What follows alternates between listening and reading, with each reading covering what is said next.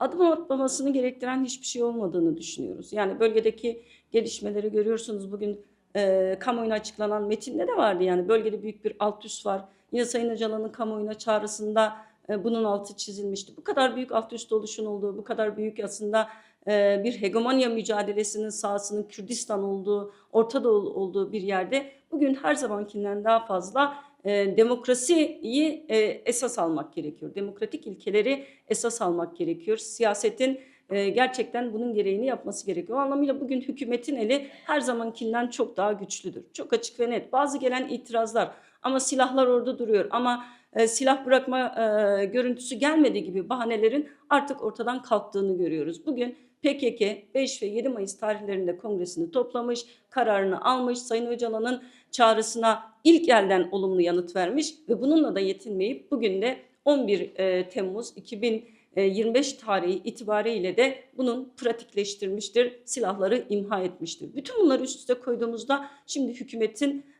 gerçek anlamda bunun gereğini Kürt sorunu demokratik çözümü için adım atmasının önemli bir eşiğindeyiz. O anlamıyla hiç kimsenin bu sürecin sorumluluğundan kaçma lüksü olduğunu düşünmüyoruz açıkçası. Herkes sorumluluk almalı. Tabii ki en büyük sorumluluk hükümete düşüyor, meclise düşüyor. Hızlı bir şekilde yasal düzenlemeler yapmalı. Şimdi insanlar silah bıraktılar. Eğer ülkede bir yasa çıkarılmış olsaydı, eve dönüş yasası, silahını bırakanların gelip siyasete, yaşama katılabilecekleri bir yasal düzenleme olmuş olsaydı o 30 kişilik grubun Türkiye'ye gelmesinin koşulları oluşacaktı. Bunun hızla yapılması gerekiyor. Çünkü bundan sonra da bu silah bırakma süreci eğer devam edecekse o zaman silah bırakanlara ne olacak sorusunu bir yanıt oluşturulması gerekiyor. Nasıl dönecekler, geldiklerinde nasıl bir hukuki statüye tabi olacaklar, nasıl bir yaşamları olacak, siyaset yapabilecekler mi, yaşama katılabilecekler mi, çalışabilecekler mi? Bütün bu sorulara hızlı bir şekilde yanıt oluşturmak ve bunun yasal dayanağını, yasal zeminini oluşturmak gerekiyor. Tabii ben başta hükümet diye ifade ediyorum ama bu asla muhalefeti görmezden gelen, ikincileştiren bir yerde değil. Bu süreç bütünlüklü bir süreç. Çok açık ve net söyleyelim. Biz en az hükümetin sorumluluğu kadar muhalefetin de sorumluluğu olduğunun hep altını çizdik ve buna gerçekten inanıyoruz.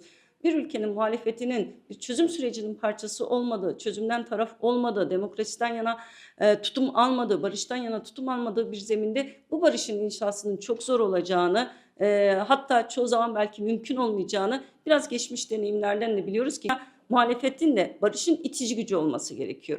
Yasal düzenlemeler için itici güç olması gerekiyor. Gerçekten bu işi birinci derecede kendisini sorumlu hissetmesi gerekiyor. En az hükümet kadar muhalefetin de kendini sorumlu hissetmesi gerekiyor. Çünkü bu mesele sadece DEM Parti'nin sorunu değil, bu mesele AK Parti'nin sorunu değil, bu mesele MHP'nin sorunu değil. Bu mesele 86 milyon yurttaşın sorunu.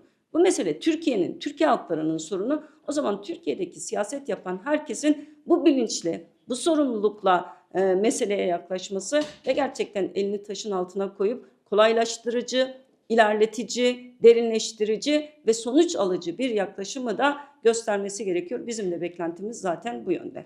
Tabii biz genelde hep siyaset üzerinden konuşuyoruz ama bu toplumun süreçten muaf olduğu anlamına gelmiyor. Sayın Öcalan'ın çağrısını konuşurken 27 Şubat çağrısını bu çağrı hepimize diye ifade etmiştik. Yani devlete, PKK'ye, siyasete ama aynı zamanda topluma sesleniyordu Sayın Öcalan. Bugün toplum barışına sahip çıkmalıdır. Bugün toplum, halklarımız gerçekten Kürt sorunun demokratik çözümü için taraf olmalıdır.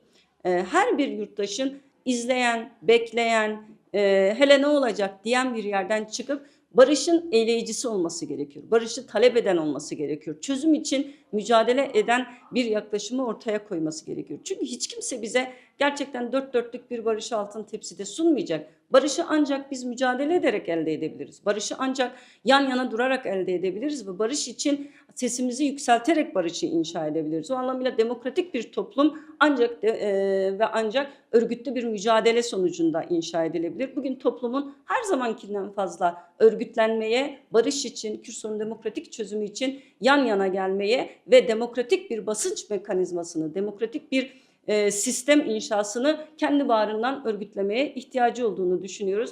O anlamıyla izleyici değil, bu sürecin özneleriyiz. Her birimiz, kadınlar, gençler, barış anneleri, demokratik toplumun bütün STK'ları, demokratik kitle örgütleri, barolar, herkes bu sürecin asli öznesidir.